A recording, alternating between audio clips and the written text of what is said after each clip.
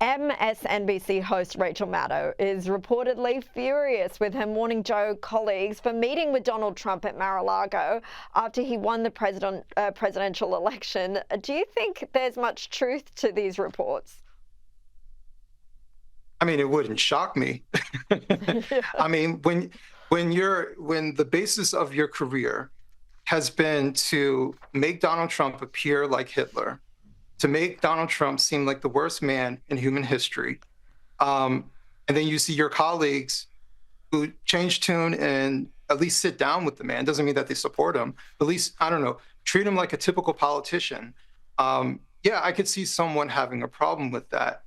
So honestly, it could be true. I know these are, speculations, but it would not shock me whatsoever. This woman has spread every false narrative, every bit of propaganda, especially anything revolving around Russia, that has never come to fruition, that she never apologizes for, acts like she didn't even say the very thing that she said. So yeah, I truly believe this woman has propagandized herself to the point where she thinks anyone who even mentions the man's name, like he's Voldemort or something, she'll treat them with a huge amount of disdain.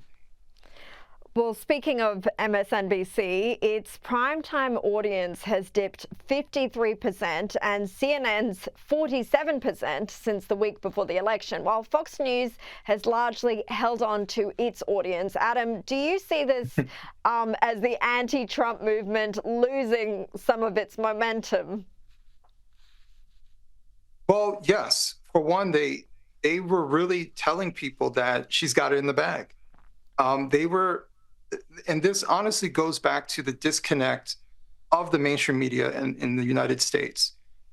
And this is the reason why Donald Trump won and won so heavily. They're completely disconnected from the average American and what they're experiencing. These are people who are millionaires. You mentioned Rachel Maddow is a millionaire on television, tell you to be scared and, white supremacy this. And the biggest issue in America is fascism. When most people that I run into, fascism isn't even like in their top 10 or top 20, right? The issues that they care about is, can they afford food? Can they afford gas? The state of the economy. Are they safe in their neighborhoods? Common sense, political things. And even more so, when it comes to safety in the economy, that wraps up into the border. A lot of Americans care about it, especially people in the Northeast and in New York City, because the problems at the border have made it to their front door. So these are things that regular Americans care about, but all they want to talk about is Trump is bad. And they want to give a false narrative about this man. And I think a lot of people have come to the conclusion that, hey, if majority of Americans are supporting this man, is it really that the country is bad or we're disconnected from the country? And I think when you follow these false prophets, you end up in strange territories. So I think it's just a lot of Americans realizing that the propaganda that they're being fed is exactly that, and that they're ultimately lying, and they've been fear-mongering them for years about this man. And I'm including myself as a former Democrat, believe many of these lies. And I think maybe this is a time for people to disconnect and reevaluate the information that they've taken in. Well, let's see if these media companies actually take that in and make some changes, or whether the lack of self-awareness continues. Adam B. Coleman, thank you for your time.